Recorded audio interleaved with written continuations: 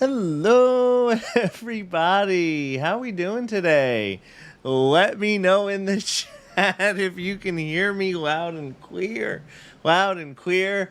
Oh my God, special guest, Joe, in the chat. Can you believe it? Can you believe it? Joe's in the chat. Now's the appropriate time to make sure that you're throwing the hashtag in there. Give Stu a raise now that Joe is in the chat, right? This would be the perfect time.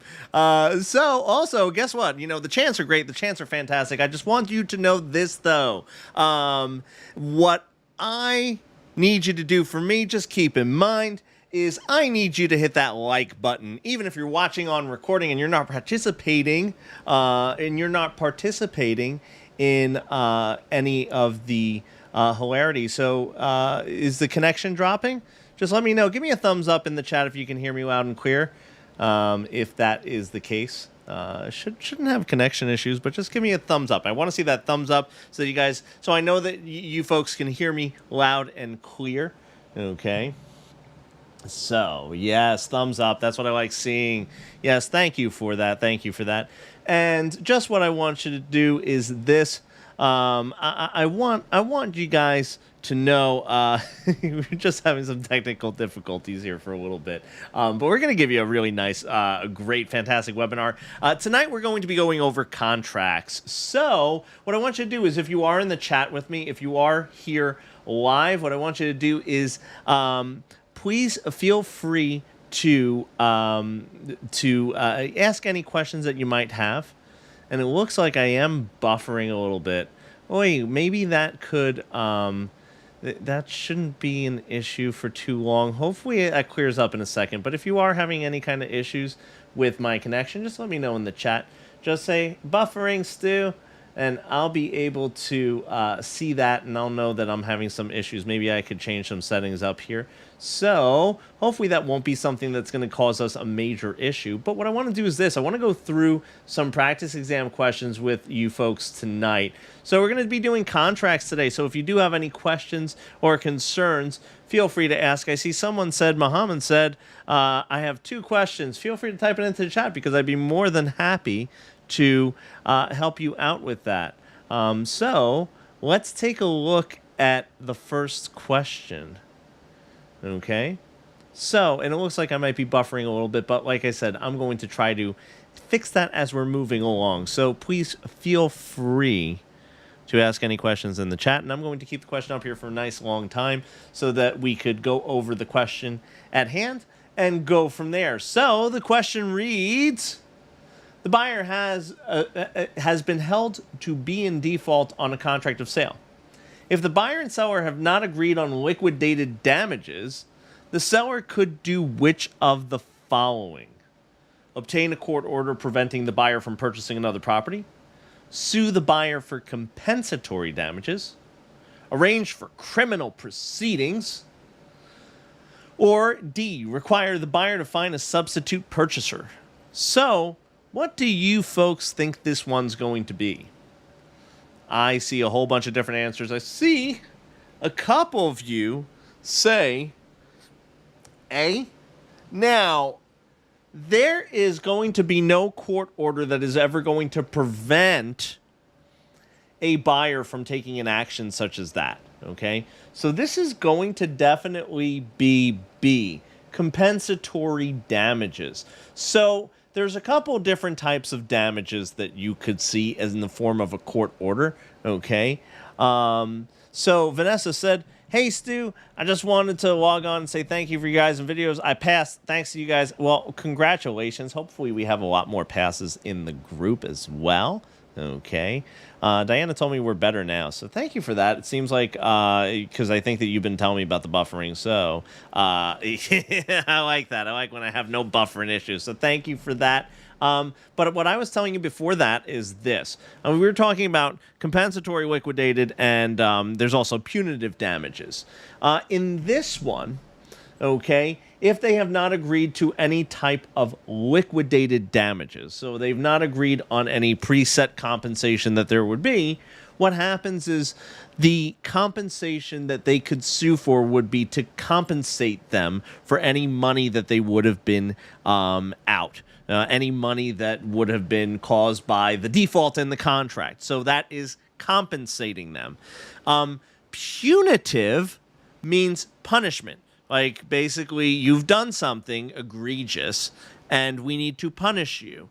So punitive damages are typically for things that where there might be some sort of harm, stress, things like that cause. And that's all stuff that a court would decide in regards to this. But this was a great question to start out with. Kim said that's a good question.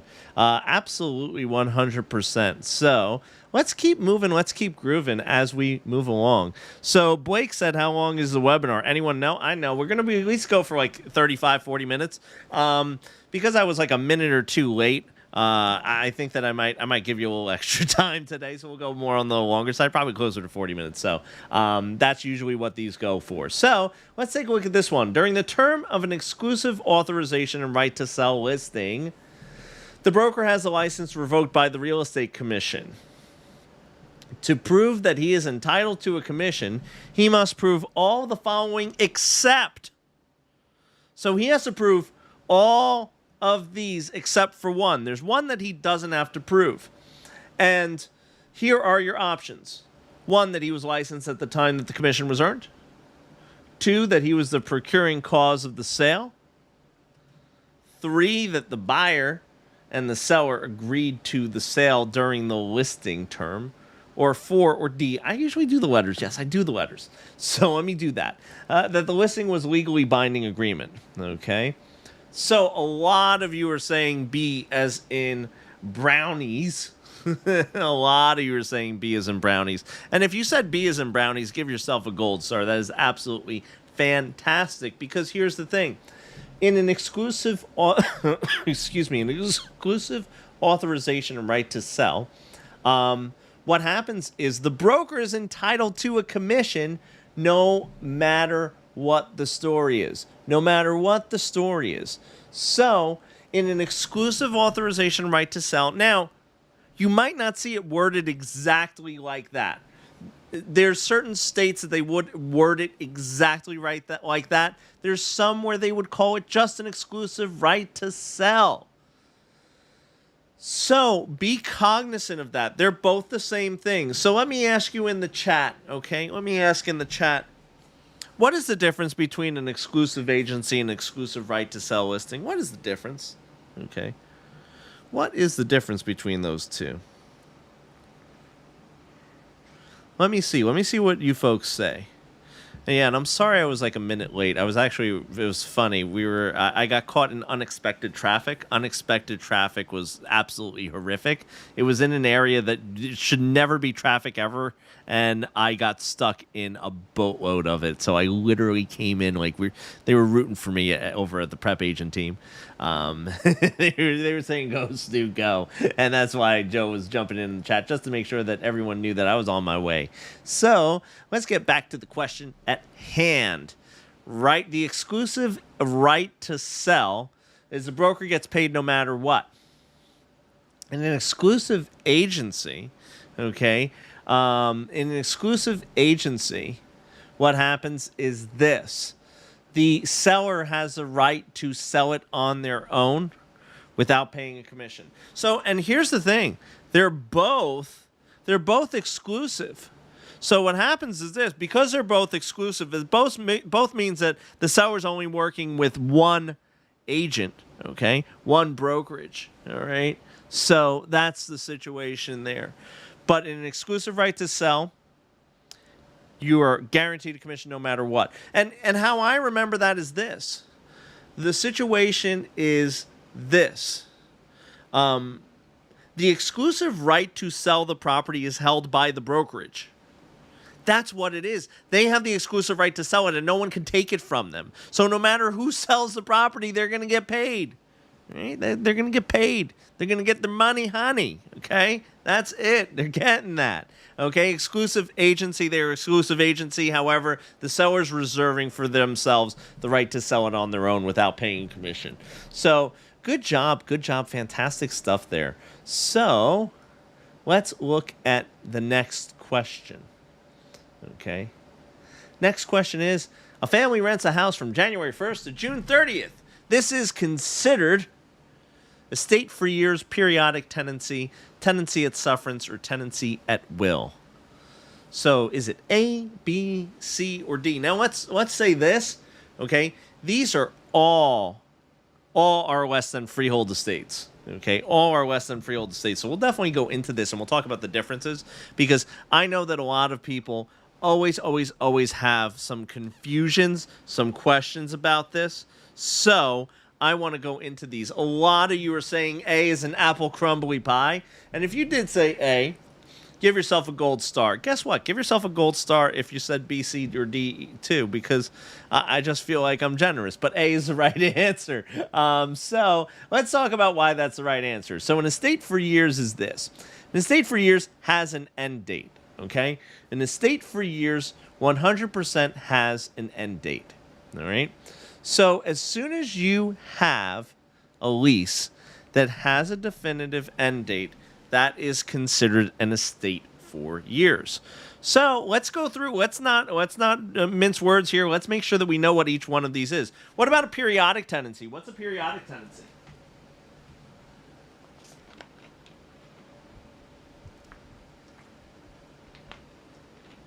Anyone in the chat want to say what a periodic tenancy is? What is that periodic tenancy? So, some people said it's month to month, year to year. Listen, it could be year to year. Okay? Periodic tenancy is it auto renews. Everyone says it's month to month. It could be week to week. It could be, anything that auto renews into itself. Okay? Anything that auto renews into itself. It could be week to week. Are those common ones? No, the most common one would be a month to month, right? If we had to call a spade, and we sometimes do. Month to month is probably the most common, but whenever there's a period set and it auto renews into itself, and there is no end date, okay? There is no end date.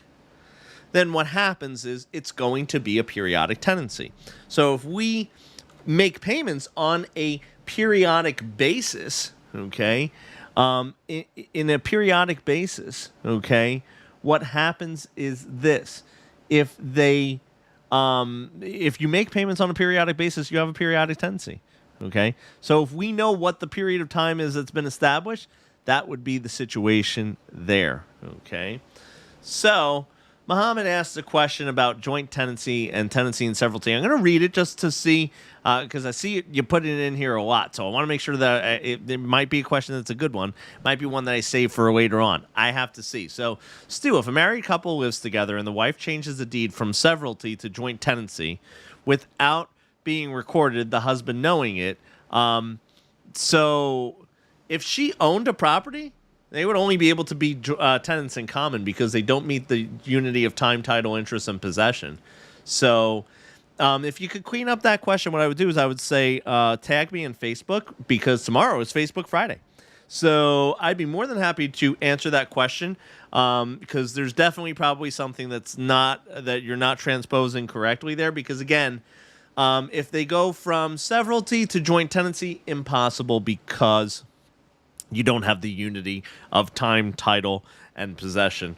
You could have the unity of interest where everything's undivided, but you do not meet the requirements for having joint tenancy. Okay? So, we talked about estate for years. We talked about periodic tenancy. What is a tenancy at sufferance? What is a tenancy at sufferance? Lisa, we'll definitely get you added to the Facebook group. So if you folks still have a pending request in to join the Facebook group, we will get to that, promise you, okay? So, the landlord is suffering. It's a deadbeat tenant, okay? They won't leave, right? That's how we always remember it. Basically, it's a tenant who overstays, okay, is going to be not paying anything. and the landlord is suffering. That's how we do his tenancy at sufferance. So, what about a tenancy at will? What is a tenancy at will? What is that? What is a tenancy at will?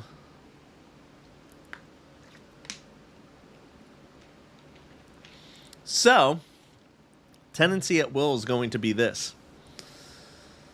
It's when they stay, okay, there's no defined time period, and the owner is allowing, okay, the owner is allowing the tenant to stay. So here's how I always kind of differentiate everything. You ready? This is basically what I refer to as my guess who for leasehold estates. I say, does the lease have an end date? Yes, it's an estate for years. No. Do we have an established period where we're paying rent? Yes, it's a periodic tenancy. If no, then it has to be either sufferance or at will. So we say, do they have permission then? If they have permission, it's a tenancy at will because there's no defined time period. Otherwise, it would be periodic. And there is no end date. Otherwise, it would be a estate for years. If they do not have permission, tenancy at sufferance. So I hope that helped you out with the leasehold estates. I know that that's always usually a popular question, and I thought this was a great question to kind of go into that with. So give me a thumbs up if you thought that was a good explanation. Okay, you were like, hey, that's fantastic. That clears it up for me a lot. I now understand it a little bit better. Okay. Awesome, awesome, awesome. So, someone said, "Great example, thank you." Well, thank you for keeping up with me. What I want to tell you is this: remember, if you are giving me that thumbs up, make sure that you are smashing the like button, even if you are watching on recording. And also, if you go back and watch any of our past recordings, please do smash that like button. Helps us out. So let's look at the next one. Okay, so an option requires the optionee to complete the purchase, keeps an offer open for a specified period of time, gives the buyer a lien on the property, or D, results in a commission to the broker if the optionee does not exercise the option. What is this? What is this? What is an option? Vanessa said, any last-minute pointers to review all topics? So if you want to put some time in, listen, I'm always of the mindset that I don't like the whole cram thing. I'm not a crammer. I don't like it. But if you do want to go back through any of our past webinars and kind of get like an overview one, I've done a 2-hour crash course. I've done a national crash course. That's kind of like a real quick. There's a couple of 2-hour ones. So that's something that I would probably, like, if you're going to do anything, I would take a look at our 2-hour webinars that are in the webinar section and on the Prep Agent YouTube channel. So those are absolutely probably the best, like, crash course rundown, or Joe's 75 questions. That's really good one, too. So this one is going to be B as in brownies. Keeps an offer open for a specified period of time. So what happens is the optionor is telling the optionee, the one who's receiving it, saying, hey, okay, you can do A or B. You can buy my home for X amount, or you could not, okay? So that is an example of an option. You can buy my home for X, or you cannot. Okay? So Muhammad said, when it comes down to an option, who is obligated to perform? So basically, the situation is this. The situation is that the only one who is obligated to perform is the option, or if the optionee exercises it. Okay? So if it's the seller, if it's an option to purchase real estate, then it would be the seller who would be obligated to perform if the buyer exercises their option. So Dwayne said, I like repetition and learning. Yes, it's one of the reasons why I repeat myself numerous times. You'll find that in a lot of my webinars. I will repeat what I'm saying. I will repeat what I'm doing because I think that the repetition just helps. And also the repetition is, just so you know, I've said this in a couple webinars. I do have, basically, if you ever hear any of my webinars and you're like, Stu's a little high energy, a little bit, and I'm a little all over the place. It's by design. I have ADHD, I have dyslexia, I have all of those things that make me an absolutely horrific student.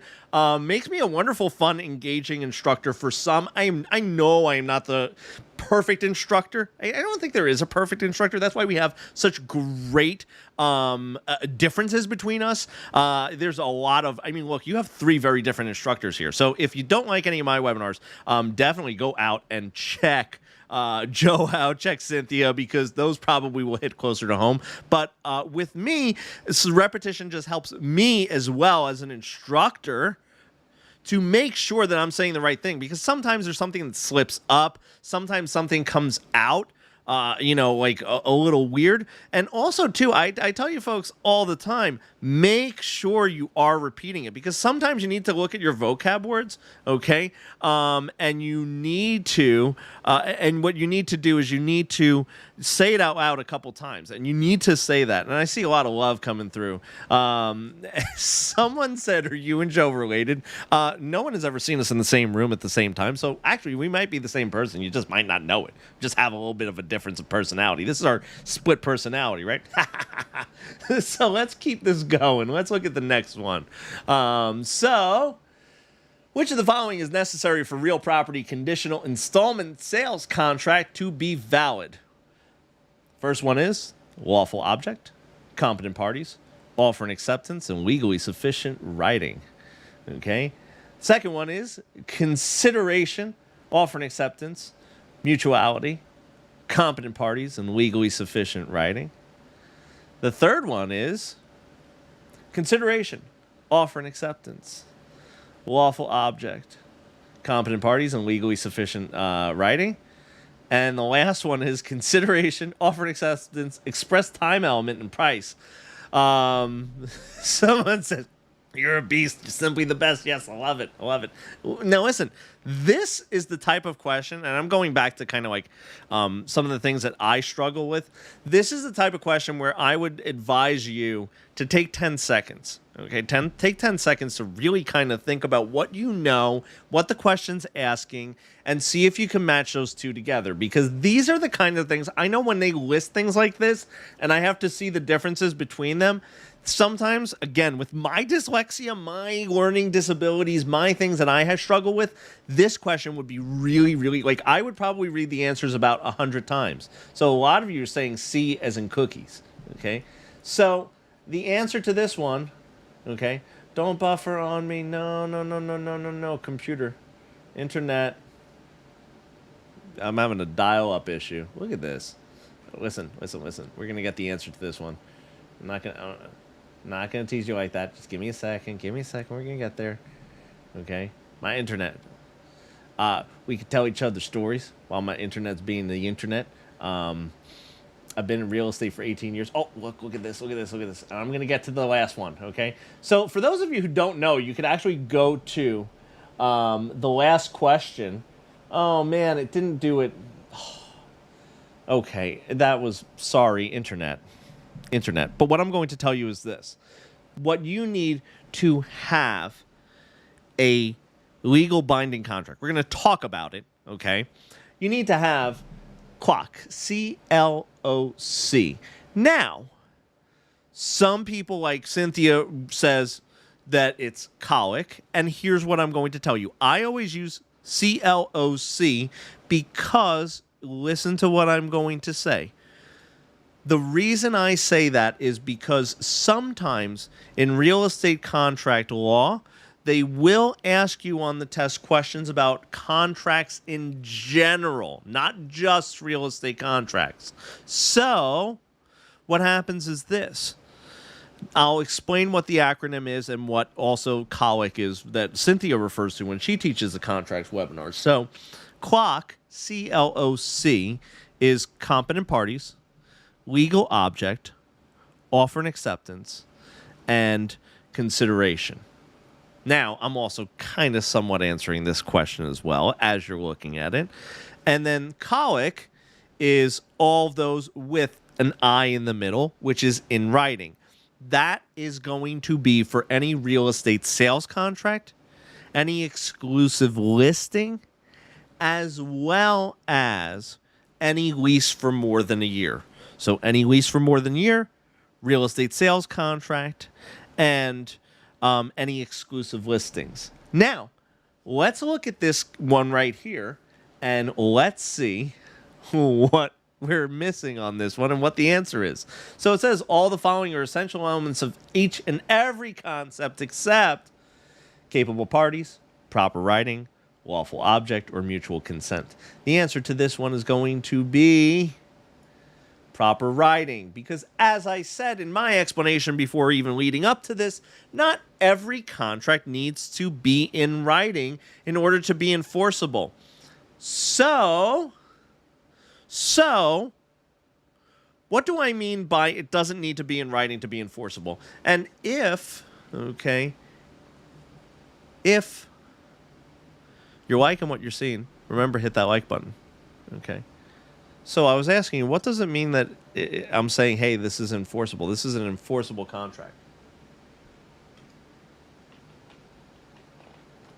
I could enforce it. And I saw a couple people that said that this is their first time in. So there's no P in colic. Yeah. What happens is this.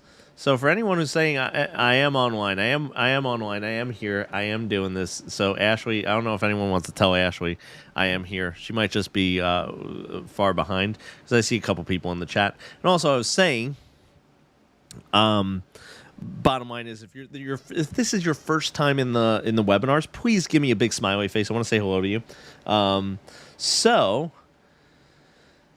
Unenforceable or enforceable, basically an enforceable contract is one that you could take to court, okay? You could take it to court, okay? 1,000%, okay? Oh, look at all these smiley faces. I hope that you keep the smile on. I hope that you're enjoying yourself. I hope that you're liking this. And if you are, please do go through our past library too, because there's a lot of other webinars that we have a ton of fun in, but thank you for being here with us. I really love that. Yes, enforceable means that you could go to court, okay? When a contract is unenforceable, so let me explain this. If I had a real estate sales contract, and let's say I was like, no, I hate paper, we gotta save the trees. We're just gonna do everything orally. I'm going to buy your home, and we're gonna have an oral contract. It's gonna meet everything that we need to have a valid contract. Competent parties, legal object, offer and acceptance, and consideration. So it meets all of those. The only thing that it's not meeting is in writing, which is what's necessary for it to be enforceable. So here's what happens. We could go forward with this. You could sell me your house with an oral contract. There's nothing that says you can't. It's a legal offer. It's a legal contract. It basically is something that we could do. There's nothing illegal about this.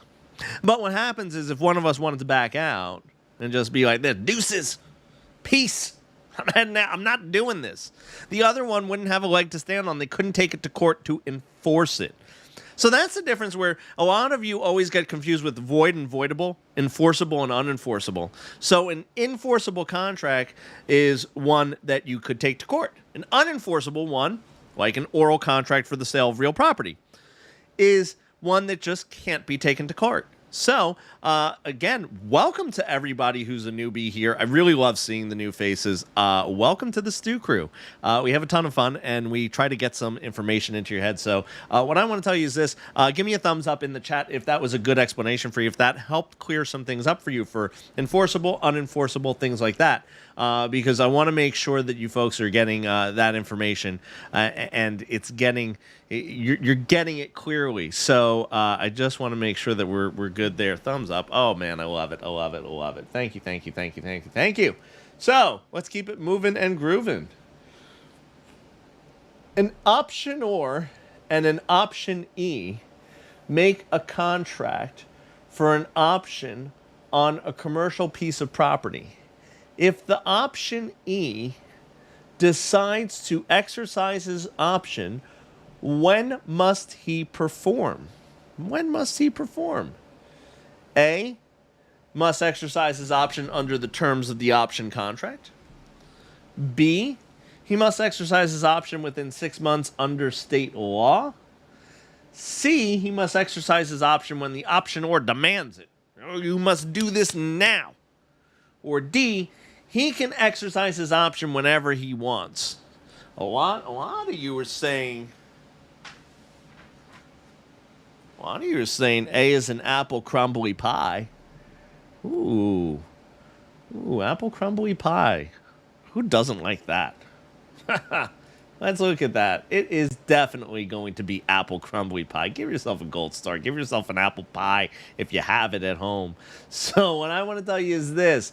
The option E must exercise their option within the guidelines, okay, and the time frame of the option.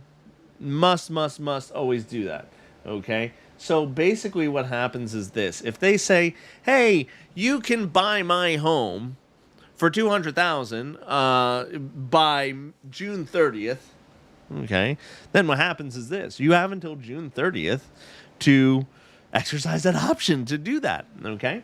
So that's the situation there. It's basically going to be they have to exercise it. They have to choose to exercise it within that time frame. Yeah, give yourself a gold star. And if you want to, listen, I don't know how crazy all you are, all right?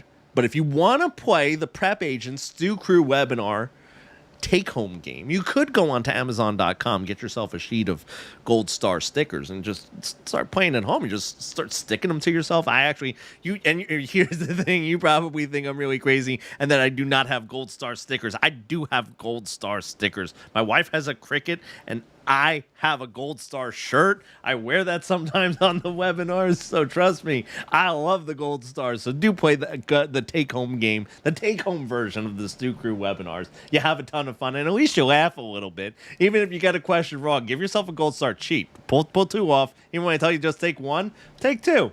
And then put one on the dog, too. Let them run around with gold stars. That's what I usually do. Let's go to the next one. So the buyer gives the owner $2,500 payment and a written agreement stating that on June 1st of the following year, the buyer will purchase the property for $475,000 cash, or the owner may keep the money. This transaction is known as a lease with an option to purchase, a purchase contract with a delayed settlement, an option agreement, or a limited partnership. So there's going to be, you're going to have a dichotomy of answers here, okay? A dichotomy of answers, okay? And what do I mean by a dichotomy of answers? I don't know why I'm using big words. I'm getting silly. It's getting to the end of the webinar, and I'm getting silly, goofy. That's why you can't have me for too long. What I will tell you is this. This is definitely 1,000%. So a lot of people, this is the two that people struggle with. They struggle with A and C. So we're going to have Team A, and we're going to have Team C, and we're going to battle it out, okay? Battle of the wits, apple crumbles versus cookies. And unfortunately, in this situation, even though I love apple crumbly pie, it is an option agreement. There is no lease here. There is no lease here. Be careful with this. There is nothing here that says that there's a lease that's taking place. Okay, so unfortunately, for all the apple crumbly people, this is going to be C. This is strictly an option agreement. And let me ask you this. The buyer gave the $2,500 payment. Do they get that back? Is this something that, in this example, do you think they're getting that back? Yes or no? If they don't go forward with the option. If they're not going forward with the option. Yeah, because here's the thing. Don't add anything to the questions. Don't add anything to the question, because here's the thing. This one had no lease in it. So a lot of you are saying, no, the buyer's not going to get that money back. Nope. That seems like a fee, an incentive to get into the option. So a lot of students always ask me the why questions. And I will say this. Sometimes I usually say whys are usually just crooked letters. Why is usually not a great question to be asking. However, what I will tell you is this. The reason why people sometimes give and extend options to people is because there might be like, an incentive. Like, hey, I'll give you $2,500 if you let me keep this option open for a month or so. Oh, okay. You know, You're selling your house anyway. Maybe that's something you want to do. Okay. Um, so someone said, Amy said, so an option contract is a contract to purchase something in the future, and the contract doesn't become executory on the date both signs. So here's the thing: an option contract is an either or. Okay, you can do this or you could not. So any option, think about it. I give my wife options all the time. I said to her for her birthday every year, I give my wife an option. I say you can go to. I give her 2 places, okay, to narrow down the choices. Otherwise, if we just said you go anywhere on the map, my wife doesn't do good with choices. Okay, so basically, I have to narrow it down. You want to go to location A or location B for your birthday? That's it. I can't do any more. So the last time we did that for her birthday, I said to her, I said we could go to Hawaii or Disney World. Okay, we could go to Hawaii or Disney World, and that was October of 2019. We went the first week of March 2020 to Disney World, the last week before it closed down. So that's what we did. But that's an example of an option. Okay, it's an either or, not obligated. The optionee, the one receiving it, is not obligated to do anything. Okay, I would have done Hawaii too, Kat. I would have done that, but this was my wife's birthday, so my wife she's the biggest Disney fan that you will ever see. We have a Disney pin collection, so that's something that we do too. So if you're a Disney pin trader, you would know what that is. We have that. So is an option contract a unilateral agreement? Absolutely, because it's only binding to one party. So that's another thing, too, that I want to kind of go into just a little bit before we wrap up for today. The difference between unilateral and bilateral. A lot of people always think that unilateral is one party. Nay. Contracts are always going to be between multiple parties. Why? Because you have to have offer and acceptance. Listen, I'm going to tell you this. I am when me and myself we talk, we usually agree on a lot of things. Just, dude, do you want to go have a triple cheeseburger today? Why, yes, I do. Why, yes, I do. We offer and acceptance right there. You can't have offer and acceptance with one person. It doesn't exist. Okay, so there always has to be multiple people, multiple parties to a contract. You can't have a contract with yourself. It just doesn't exist. So what happens is this. A unilateral contract is just binding to one party. Like when I tell my wife, we will go to Hawaii or Disney World, okay? We will go to Hawaii or Disney World. Then what happens is this. I'm bound to do whatever she chooses to do. And she chose Disney World, so that was it. One day I'll put I'll put a photo of me up where I was the only one riding the carousel in Magic Kingdom. It was just like a weird timing thing, and so you just see me I had the thing of cotton candy, and I'm literally riding the carousel like a big kid in Disney World. So it was great. It was fantastic. You would get a kick out of that. So let's do one more because I told you that I would give you a nice, good, long webinar today. Well, a decent length one at least. I'm going to say it's super long. But let's look at this one. A month-to-month lease is considered a life estate for years, estate at sufferance, or a periodic tenancy. Oh, we should all get this, okay? So, yes, Blake, an option contract is the epitome of unilateral, okay? Month to month is periodic. Absolutely. Guess what? We spoke about that. And you know what? Since that was such an easy one, that was easy for you. Because we just went over that. Let's look at one more. Oh, good one. I like this one. So let's take a look at this one. Okay. It reads, a broker enters into an open listing with the seller, but fails to give a copy of the listing contract to the owner and also fails to include a termination date. The broker then presents an offer which is accepted. Which of the following statements is most applicable? The exclusion of the termination date nullifies the contract, A. B. The exclusion of the termination date does not matter, so the broker is entitled to said stated commission. C. The broker is entitled to specific performance. Or D. The broker is entitled to nothing.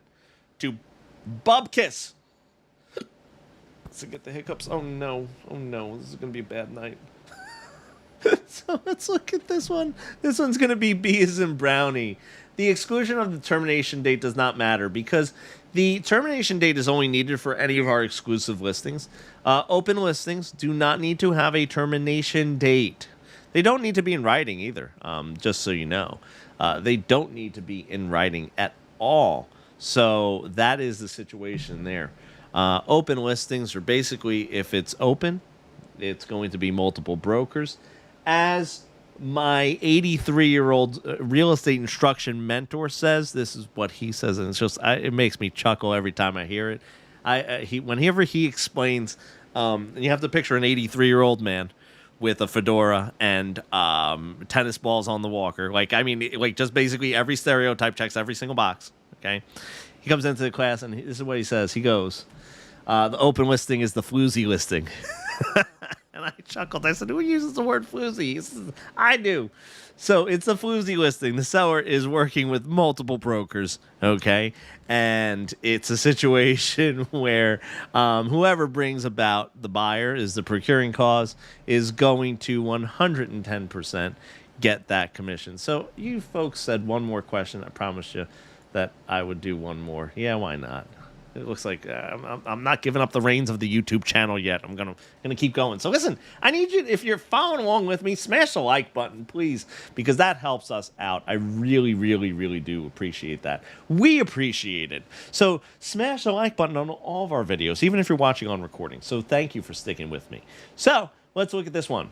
When would a broker have a right to a commission based on negotiations which were started during the term of the listing agreement, but completed after the listing agreement has expired? The broker brings a court suit against the principal. B, the listing agreement has a liquidated damages clause. C, the completion was during the protection period clause. Or D, involves the exchange of properties. RK Forever said, "We love Stu," and I love you. Listen, I love doing what I do. I don't know if it comes across, but I love this. I love multiple choice questions. Give yourself a gold star just for participating. Give yourself 2 if you want. Amazing motivation. Tracy just doing emojis of cookies. Give yourself an extra gold star for that one. I love it. So the completion was during the protection period clause. And what the protection period clause is this, okay? The protection period clause is basically something that is also called the safety clause. That is going to be something that protects the broker from the seller basically playing some fishy games and saying, hey,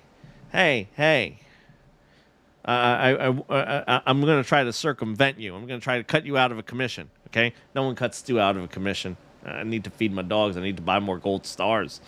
That's the situation there. So what I want to tell you is this. I want to first and foremost thank everyone for sticking with me tonight, being an amazing audience in the live chat. And guess what? I bet you if you're watching on replay that you're an amazing audience as well.